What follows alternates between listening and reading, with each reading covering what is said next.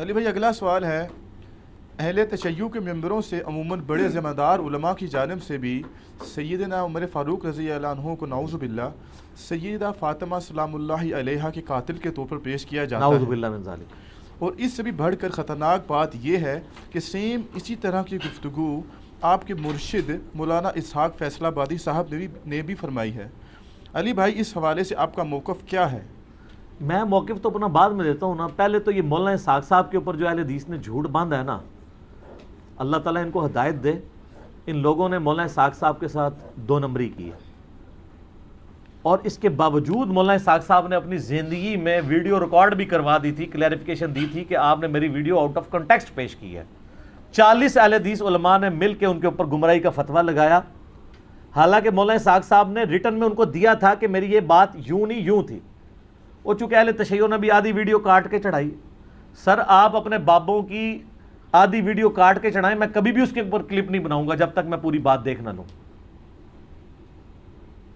میرے سے ابھی تک زندگی میں ایک دفعہ غلطی ہوئی ہے، وہ چپل والے مسئلے میں نے وہ کلپ ڈیلیٹ کرا کے تو اپنی رجوع ریکارڈ کروائی ہے، وہ مجھے کسی نے بتایا تھا کلپ، اس سے نہ پہلے نہ بعد میں نے کبھی، جب تک میں خود پوری بات سن نہ لوں میں کسی کے بارے میں بات نہیں کرتا۔ آپ یوٹیوب پہ کلپ ہے، جا کے لکھیں ڈڈ حضرت عمر مرڈر فاطمہ، انگلش میں ٹائٹل ہے، لاکھوں لوگوں نے دیکھا ہے۔ مولانا اسحاق صاحب سے سامنے یعنی فون کال کے اوپر ان کا فتاویٰ آن لائن پہ ان سے کوشچن ہوا ہے کہ آپ نے جو ہے وہ ایک مجلس میں کہا کہ حضرت عمر جو ہے وہ قاتل ہیں، تو انہوں نے پہلے تو پھکی دی ہے کہ اگر میں ان کو قاتل سمجھتا ہوتا تو میں حضرت عمر ان کو کہتا اور رضی اللہ عنہ کہہ رہا ہوتا، جو میرے نبی کی بچی کا قاتل ہے۔ تم لوگوں کی عقل نہیں کام کرتی کہ اگر میں اس کو قاتل سمجھتا ہوتا تو میں اس کو رضی اللہ عنہ کہہ رہا ہوتا؟ Point to be noted. پھر انہوں نے کہا کہ بیسیکلی اس وقت یہ پرویز مشرف کا دور تھا جب وہ ناظم اور نائب ناظم ہوا کرتے تھے، تو وہاں پہ سنی شیعہ کنفلکٹ کو ختم کرنے کے لیے فیصل آباد سٹی میں ایک انہوں نے سیمینار کیا تھا، اس میں مولانا اسحاق صاحب کو بلایا، چونکہ مولانا اسحاق صاحب ہی تھے جو سنی شیعہ کے درمیان ایک کامن پرسنالٹی کے طور پہ ہیں جو اتحاد امت کی بات کر سکتے ہیں، باقی تو ہمیشہ وہ فرقہ وارانہ بات ہی کرتے ہیں، توڑنے کی، وہ جوڑنے والی تھی، کرنے والے تھے۔ اس میں انہوں نے یہ بات کی تھی کہ جب شیعہ کو یہ بتایا گیا ہے شیعہ کے حوالے سے کہ حضرت عمر قاتل ہیں حضرت فاطمہ کے، نعوذ باللہ، تو انہوں نے گالیاں دینی ہے نا، انہوں نے یہ نہیں کہا تھا کہ میرا یہ عقیدہ ہے، اور ساتھ انہوں نے آگے جو بولا وہ انہوں نے کاٹ دیا۔ وہ ویڈیو وہ بھی لاکھوں لوگوں نے دیکھی ہے، پڑی ہوئی ہے، وہ آپ اوریجنل ویڈیو بھی دیکھ لیں بغیر کٹنگ کے۔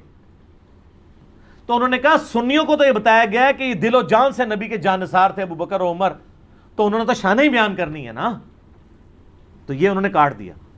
تو انہوں نے تو یہ بات بھی کی تھی۔ پھر انہوں نے کلیئر کیا کہ میں حضرت عمر کو نعوذ باللہ سیدہ فاطمہ کا قاتل نہیں سمجھتا، نعوذ باللہ من ذالک، استغفر اللہ واتوب الیہ۔ انہوں نے کہا کہ یہ سنی اور شیعہ دونوں کو گمراہ کیا نا جس کتاب نے، سنیوں میں تو بہت کم لوگ ہیں، شیعہ میں زیادہ ہیں، چونکہ یہ سودا مصائب والا بکتا ہے۔ تو مولانا اسحاق صاحب اکثر کہتے تھے، اور میں بھی شیعہ سے کہتا ہوں، وحدت امت والی ان کی ویڈیو میں انہوں نے کہا ہے کہ پہلے اصول اور مبادی طے کریں، اور یہ جو آپ محرم کے دنوں میں مصائب بیان کر رہے ہیں نا، ان مصائب کی پہلے اسناد بیان کریں اپنے اصول شیعہ کی احادیث کی کتابوں میں سے، اصول حدیث کے اوپر، جب ثابت ہوں تو پھر بیان کریں، کہانیاں نہ کروائیں۔ جیسے وہ اگلے دن میں نے وہ کتاب پڑھی ان کی صلح حسن کے اوپر آئی ہے، ظہور احمد فیضی صاحب کی، بڑی بڑی پھکی دی تھی انہوں نے، خود بریلویوں کو۔ انہوں نے کہا آپ تو کہتے ہو کہ شیخ عبد القادر جیلانی اولیاء کے سردار ہیں، اور تمام اولیاء کی گردن پہ شیخ عبد القادر جیلانی کا پاؤں ہے، اور جو یہ نہ مانے کہ شیخ عبد القادر جیلانی میرے سردار ہیں اور میری گردن پہ ان کا پاؤں وہ نہ مانے، تو اس کی گردن پہ خنزیر کا پاؤں۔ تو انہوں نے کہا میں پوچھتا ہوں کہ عبد القادر جیلانی کا مرتبہ ہے یا مولا علی کا مرتبہ زیادہ ہے؟ مولا علی کا۔ تو انہوں نے کہا جو مولا علی کی بیعت نہ کرے اس کی گردن پہ کس کا پاؤں؟ کیڈی وڈی پھکی دیتی۔ عبد القادر جیلانی نو جو نہ منے اودی گردن دے اوتے خنزیر دا پیر، تے جڑا مولا علی نو نہ منے ان کی خلافت سے بغاوت کرے اس کی گردن پہ کس کا پاؤں؟ خنزیر تو وڈی شے لبنی پینی ہے۔ یہ پھکی دی انہوں نے۔ تو یہ مجھے ایک ضمناً ایک مدنی لطیفہ یاد آ گیا تو میں نے بیان کر، یہ اوریجنل بات انہوں نے لکھی ہے بڑے دلائل کے ساتھ۔ اچھا، یہ جو سیدہ فاطمہ کے حوالے سے مولانا اسحاق صاحب نے کلیریفیکیشن باقاعدہ اس میں دی ہے کہ میں نہیں مانتا ہوں انہوں نے کہا مصائب جتنے بیان کرتے ہیں پہلے ان کی آپ سند ثابت کریں. اگر آپ اس کو ڈیپ ڈگ کریں گے دنیا کی جتنی کتابوں میں سیدنا عمر پہ یہ الزام لگایا گیا کہ وہ نعوذ باللہ حضرت فاطمہ کے قاتل ہیں، اس کی اصل ایک ہی سند ہے، ایک ہی کتاب ہے جس سے ساروں نے لی ہوئی ہے، اور وہ کتاب ہے سلیم بن قیس ہلالی کی. اردو میں ہم سلیم بولتے ہیں، یہ لفظ سلیم ہے عربی میں. یہ کہتے ہیں حضرت علی کے اصحاب میں سے تھا، تابعی تھا، ان کے ساتھیوں میں سے تھا. جب حجاج ابن یوسف نے شیعان علی کے اوپر ظلم کیے تو یہ چھپ کے ابان بن ابی عیاش کے گھر میں اس نے پناہ لی، پوری زندگی اس کے ساتھ رہا. مرتے مرتے یہ کتاب اس کے حوالے کی اور کہا کہ میں تو جا رہا ہوں، تو یہ کتاب امانت ہے تیرے پاس، امت تک پہنچانی ہے.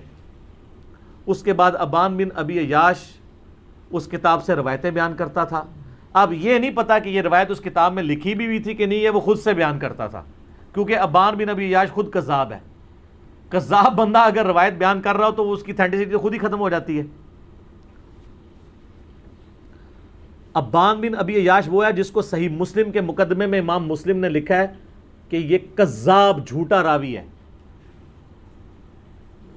بلکہ دو تابعین تبع تابعین آپس میں ملاقات کرتے ہیں تو اور وہ اس کو بتاتا ہے کہ میں نے جو ہے وہ 1000 سے زیادہ حدیثیں ابان بن ابی عیاش سے سنی ہیں.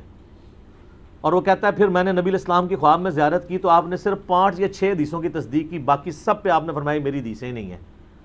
ابان بن ابی عیاش کا یہ حال ہے. یہ 140 ہجری میں یا 146 ہجری میں فوت ہوا ہے. کذاب.